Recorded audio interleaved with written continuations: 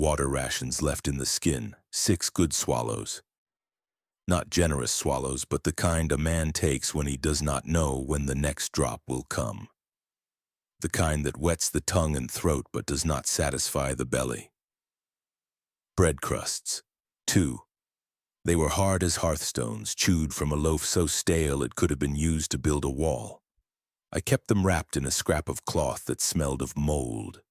Scabs on my knuckles. 9, from when the Imperial soldiers had pushed me against the stone wall of my own cottage. I counted them when my mind needed something to hold on to. A simple number. Living men in this cart, counting myself, 4. Days on this road, 3. Nights spent chained to the floorboards, 2. The cart creaked. It was a sound that had worked its way into my bones. It was the only music we had. That, and the wind that cut through the gaps in the wood. We were heading north, the guard had said, towards the coast, towards Solitude. He said it with a smirk like it was a fine joke. I did not see the humor. The air tasted of salt and pine and something else. The smell of endings. Across from me, a Breton shivered. His name was Etienne Gan, he had whispered the first night. A thief from High Rock, caught with his hand in the wrong pocket in Dragon Bridge. His face was pale and slick with sweat, even in the biting cold. His teeth chattered a constant rhythm against the creak of the wheels. He had a fever, a bad one, the kind that eats a man from the inside out. Next to him sat Hjalmar Riverstone, a Nord, big and broad-shouldered even in his rags. He claimed to have fought with Galmar Stonefist outside Whiterun. He had the mouth of a scald and the sense of a cornered badger. He spent most of his time glaring at the 2 Imperial soldiers who drove the cart, one in the front, one in the back, both with their helmets on and their faces hidden. Hjalmar muttered curses at them under his breath. A stream of filth about their mothers and General Tullius and the milk-drinking emperor. It was a waste of breath. The Imperials did not care. They had heard it all before. The 4th man was a blank. He had not said a word since they threw him in with us at a camp 2 days back. He was a Nord, like me and Hjalmar, but older. His hair was gray and his face was a map of lines that told no stories I could read. He just sat, staring at the floorboards, his hands resting on his knees. He did not shiver, he did not complain. He just was. A stone waiting for the tide. I shifted my weight, trying to find a position that did not send a spike of pain through my hip. The chains were tight. They bit into the wrists and ankles, a constant, dull ache. The wood of the cart was rough and splintered. I looked down at my hands. The 9 scabs. I had been a woodcutter. My hands were used to hard work, to the feel of an axe handle, the rough bark of a pine tree. They were not used to being bound. It felt wrong, unnatural. The cart lurched, hitting a deep rut in the road. Etienne cried out, a thin, weak sound. Hjalmar grunted, steadying himself with a hand against the side of the cart. The silent man did not move. I just tightened my jaw and rode it out. The road to Solitude was not paved for the comfort of condemned men. We were cargo. Less than cargo. We were spoiled meat being hauled to the midden heap. I thought about my wife, Runa. Her face was getting harder to see in my mind. The edges were blurring. I tried to hold on to the image of her by the fire, mending one of my tunics, the needle flashing in the light. Her smell, of wood smoke and lavender. The memory was a warmth that the cold in this cart could not quite extinguish. Not yet. They said I was a stormcloak, a rebel. I had never held a sword for Ulfric. I had sold firewood to a man who turned out to be one of his soldiers. That was my crime. Selling firewood to a thirsty man. In this new Skyrim, that was enough to get you a place in a cart like this. The Breton, Etienne, started coughing. A wet, rattling sound that shook his whole body. It was a bad cough. A deep-in-the-chest cough. When he was done, he slumped against the side of the cart, his eyes closed. His lips were cracked and dry. Hjalmar sneered. He is not going to make it to the headsman's block, he muttered loud enough for me to hear. Wasting away. I did not say anything. I just watched the Breton's chest, waiting for the slight rise and fall that meant he was still breathing. It was there, faint, but there. I unwrapped my water skin. The leather was cold and stiff. I uncorked it, the small wooden plug making a soft pop. The sound was huge in the quiet of the cart. One of the guards glanced back, his face a black slit in his helmet. He looked away again, uninterested. I leaned over to Etienne. Here, I said. My voice was a croak. I had not used it much. His eyes fluttered open. They were glassy, unfocused. He looked at the water skin without understanding. Water, I said. Drink. I lifted his head with one hand and brought the skin to his lips with the other. It was clumsy work with the chains. A little water spilled down his chin, a dark track on his grimy skin. He took a small sip, then another. He drank like a baby bird, weak and desperate. I let him have one of my swallows, one of the 6. Enough, Hjalmar grumbled. You will have nothing for yourself. Let the little milk drinker fend for himself. I pulled the skin away. Etienne's head fell back against the wood. His eyes were closed again, but his breathing seemed a little easier. I corked the skin and tucked it back into my tunic. The damp patch on my shirt felt impossibly cold. New inventory. Water rations left, 5 swallows. Bread crusts, 2. Scabs, 9.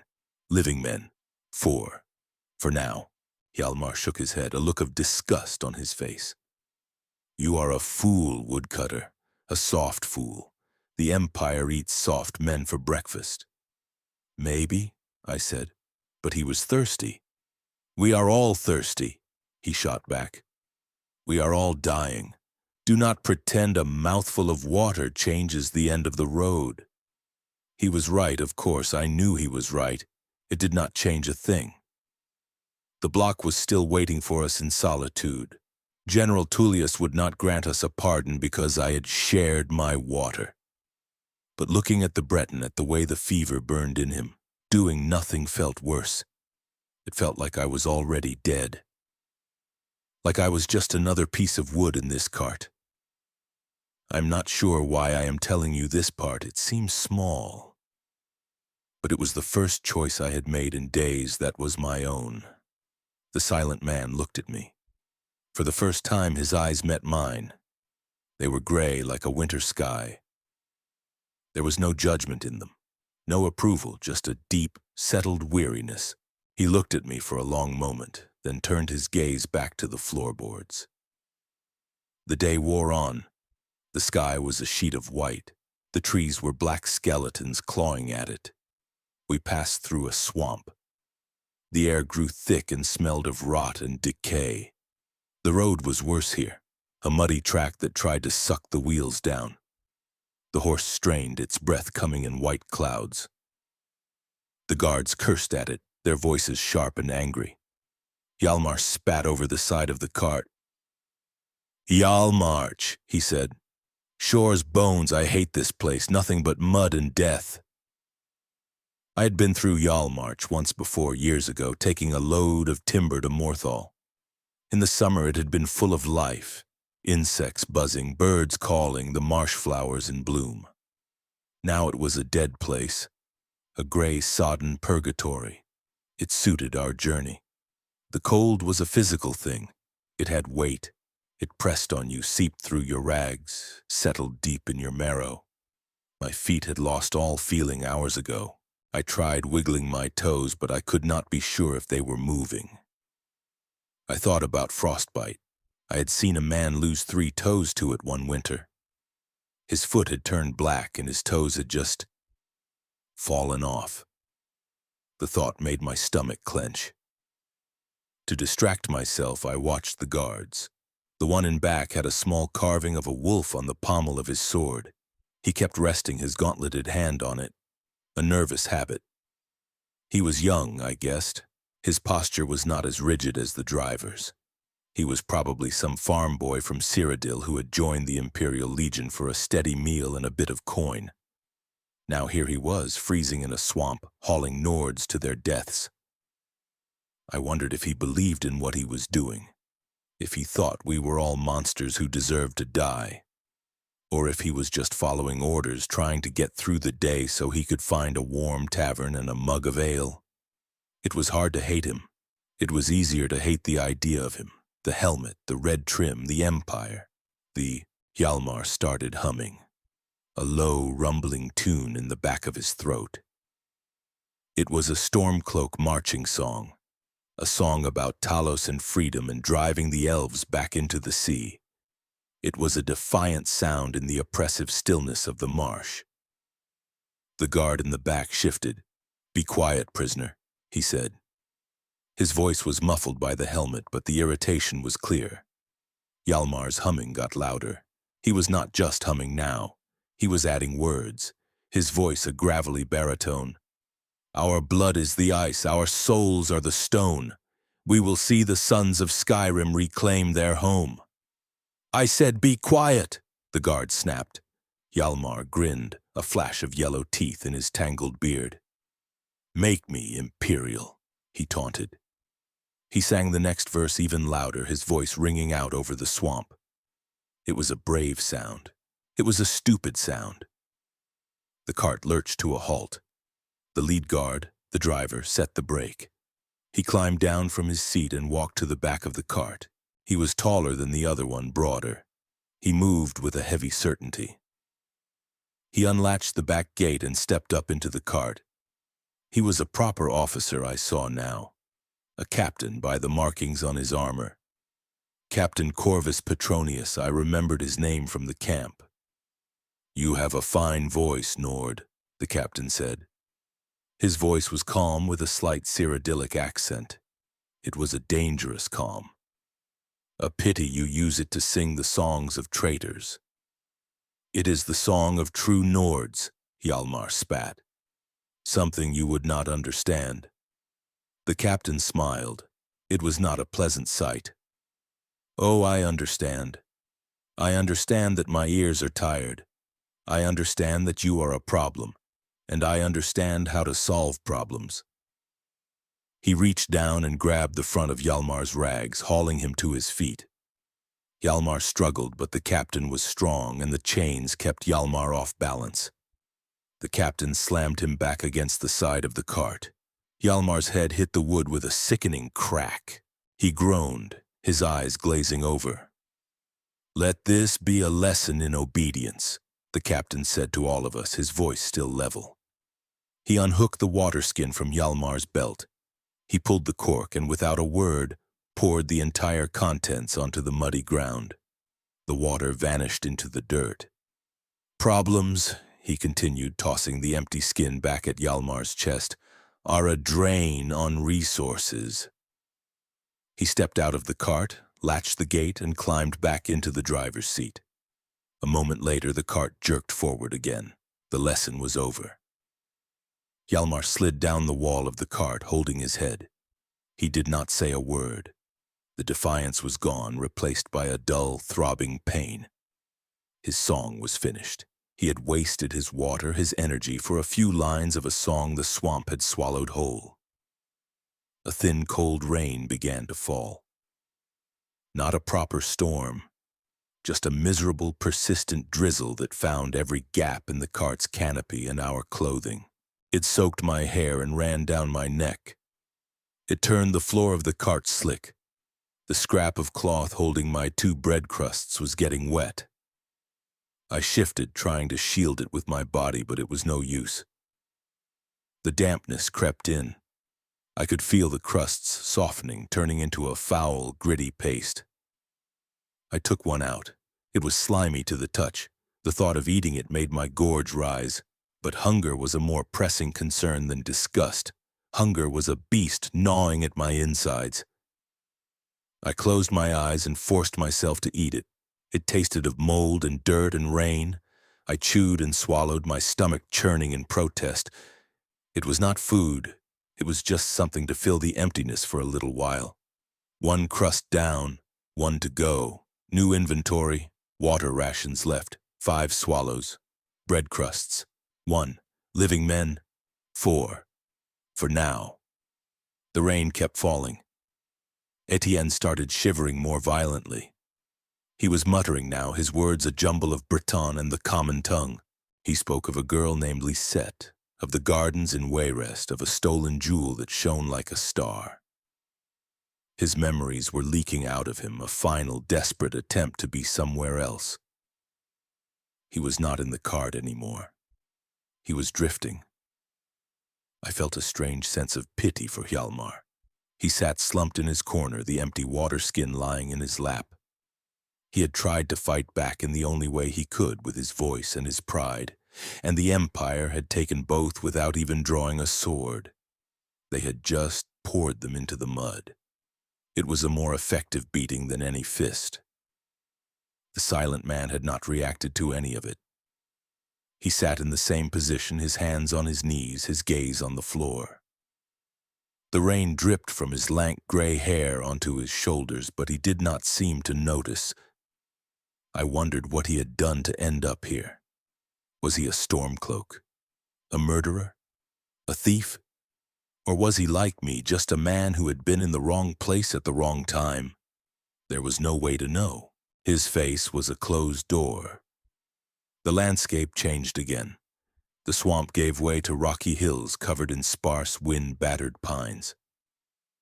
The road climbed and the air grew thinner and colder. The rain turned to sleet, tiny needles of ice that stung any exposed skin. The world outside the cart was a blur of gray rock and white ice. I pulled my rags tighter around me, a useless gesture. The cold was inside me now, it was in my blood. I tried to think of Runa again, but the memory was weak, a flickering candle in a gale. The cold and the hunger and the endless creaking of the cart were more real. This was my world now, not a cottage with a warm hearth, not a forest full of towering pines, this stinking, swaying box. I must have drifted off, not into sleep, but into a numb, waking daze. I was startled back to awareness by a change in sound. The cart had stopped. The sleet had lessened. It was getting dark. I could see the faint orange glow of a fire through the cracks in the wood. The guards were making camp for the night. Our second night on the road had ended. Or was it the third? I was losing track. The captain, Corvus, came to the back of the cart. He did not open it. "You will remain in the cart," he announced through the wood. "Try anything, and we will put an arrow through you. We will move again before dawn." We heard them moving around outside. The crackle of the fire, the murmur of their voices, the clink of metal on stone. They were eating. I could smell it, a faint scent of roasting meat. My stomach twisted itself into a knot. I closed my eyes, trying to block it out, but the smell was insidious. It filled my head, made my mouth water. I swallowed, but there was nothing to swallow. Hjalmar let out a low groan. "They feast while we starve," he whispered. The fight was gone from his voice. All that was left was a raw, empty hunger. I did not answer. There was nothing to say. He was right. That was the way of the world. They had swords and armor and the law on their side. We had chains and empty bellies. The night deepened. The fire outside died down to embers. The guards' voices faded as they settled down to sleep. The only sounds were the wind and Etienne's ragged breathing. It was shallower now. Sometimes there would be a long pause between breaths, a silence so complete that I was sure he was gone. Then a faint, hitching gasp. He was still fighting. Or his body was. I was not sure he was aware of it anymore. The cold was at its worst in the dead of night. It was a predator. It stalked the shadows, looking for any weakness, any chink in your defenses.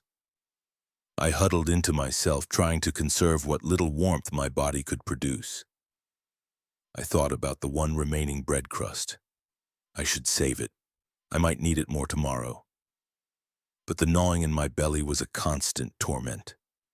I ate it. I did not even unwrap it properly. I just shoved the soggy, gritty lump into my mouth and chewed. It was gone in 3 bites. The hunger pang subsided for a few minutes, replaced by a dull ache. It was a poor trade, but it was the only one I could make. My last crust was gone. Now there was only the water. 5 swallows left. Sometime later, in the deepest, darkest part of the night, Etienne's breathing stopped. There was no final gasp, no death rattle, just silence. The rhythm that had been part of the cart's song for days was gone. The stillness he left behind was heavier than any sound. I waited. I counted to 100. He did not take another breath. Hjalmar must have noticed it too. "Is he?" he started to ask, his voice a raw whisper in the dark. "Yes," I said. The word felt like a stone in my mouth. We sat in the dark with the dead man for a long time. The silent man had not moved. I could not see him in the gloom, but I could feel his presence, a weight in the corner of the cart. He was there. He knew. Finally, Hjalmar stirred. I heard the clink of his chains as he shifted. "His boots," he whispered. "They are better than mine. He will not need them now." I could hear him crawling across the floorboards towards Etienne's body. "No," I said. My voice was quiet, but it cut through the darkness. Hjalmar stopped. "What?" "Why not? He is dead, woodcutter. Dead men have no use for boots. I am alive. My feet are freezing." "Leave him be," I said. "Let him have his boots." "You are a fool," he hissed. "A sentimental fool. What good is dignity to a corpse?"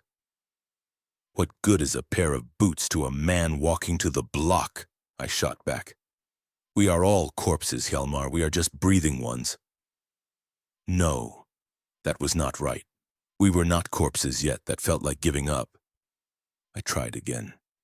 "He was a man. Let him be. That is all that is left." I am not sure why I said it. It was a stupid argument. Hjalmar was right. The boots would be useful.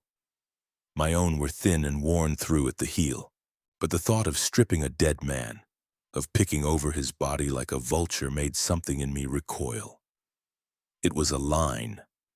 I did not want to cross it. Not yet. I heard Hjalmar shift again. For a moment I thought he was going to ignore me, that I would have to fight him for the sake of a dead man's dignity. But then he crawled back to his corner. "Fine," he muttered into the darkness. "Let the worms have them. See if I care." He did care. I could hear it in his voice. He was ashamed, or maybe just defeated. The Empire was not the only thing that could grind a man down. The journey itself was doing it to us, stripping away everything until we were just raw nerves and animal needs. I had won a small, meaningless victory. It did not feel like a victory. It just felt empty. The silent man spoke. His voice was like stones grinding together, rough from disuse. "In Sovngarde," he said, his words slow and deliberate, "a man needs no boots." Then he fell silent again. Hjalmar said nothing. I said nothing. The words just hung in the frozen air of the cart, a strange and final benediction for a Breton thief who would never see Sovngarde. We sat there, 3 living men and 1 dead one, and waited for the dawn. The dawn came, as it always does, indifferent to the affairs of men. It was a gray, grudging light that filtered through the cracks, revealing the scene inside the cart. Etienne lay slumped in the corner, his face peaceful in a way it had not been in life. His skin had a waxy yellow tinge. His eyes were half open, staring at nothing. New inventory. Water rations left, 5 swallows. Bread crusts, 0. Living men from this cart, 3. When the guards came, they were not gentle. Captain Corvus opened the gate and saw the body. He showed no surprise, no pity. "Get him out," he ordered the younger guard. The guard wrinkled his nose at the smell. He grabbed Etienne by the armpits and dragged him out of the cart. The body was stiff. The guard grunted with the effort. He hauled the corpse to the side of the road and simply rolled it into a shallow, muddy ditch. There were no rites, no words. He was just discarded, like a sack of spoiled grain. Hjalmar and I watched from the cart. The silent man did not look. He kept his eyes on the floor. I thought of Etienne's talk of Lisette and the gardens of Weyrest. All those memories, all that life, ending in a muddy ditch in Hjalmarch. It seemed a profound waste. The guard climbed back into the cart, his boots tracking mud. He checked our chains, pulling them tight. He did not speak to us. He did not look us in the eye. We were just objects to be managed. The journey began again. The creak of the wheels, the swaying of the cart, the bite of the wind, it was all the same. But it was different. The space where Etienne had been was a void. The cart felt bigger and colder and emptier. We traveled for hours. The landscape began to change again. The rocky hills flattened out. We crossed a great stone bridge that spanned a wide, fast-flowing river. Dragon Bridge, I remembered the name. We were getting close. The air was thick with the smell of the sea. Hjalmar had not spoken since the night. He was completely withdrawn, huddled in his corner. The fight had finally and completely drained out of him. He looked like an old man, his broad shoulders slumped, his head bowed. He looked broken. I uncorked my water skin. I still had 5 swallows. I crawled over to him. "Here," I said. He looked up at me, his eyes dull. He shook his head. "No," he whispered. "You keep it." "We are almost there," I said. "It does not matter anymore." I pushed the skin into his hand. He looked at it for a long moment, then he drank. He took 2 long swallows, draining nearly half of what was left. He handed it back to me, his hand shaking. "Thank you," he mumbled, not meeting my eyes. I took a swallow myself. The water was stale and freezing, but it was wet. It was something. 3 swallows left. It did not matter. Nothing mattered now but the end of the road. I offered the skin to the silent man. He looked at it, then at me. He gave a slow, deliberate shake of his head. He did not need it, or did not want it. I corked the skin and put it away. We could see the walls of Solitude now rising in the distance, a great stone city clinging to a massive arch of rock above the sea. It should have been a beautiful sight. To me it looked like a tombstone, the final stop. The silent man began to hum. It was not a Stormcloak battle song. It was a low, mournful tune, a dirge, a song for the dead. Hjalmar recognized it. I saw a flicker of something in his eyes. He joined in, his voice a cracked whisper. I knew the song too. My grandfather used to sing it when he was deep in his cups, mourning his brothers lost to the Forsworn. It was the song of the long, final sleep. I found myself humming along, the sound of vibration deep in my chest. 3 condemned men, singing their own funeral march as they were carried to their graves. The guards did not tell us to be quiet this time. Perhaps they knew there was no point. The cart rattled through the main gates of Solitude. The sounds of the city washed over us, the clang of a blacksmith's hammer, the shouts of merchants, the laughter of children, the barking of a dog. It was the sound of life. A world that was going on without us, a world that would not even notice we were gone. People stopped to stare at us as we passed. Their faces were a mixture of pity, curiosity, and contempt. We were a spectacle, a bit of midday entertainment. The cart stopped in a courtyard crowded with people.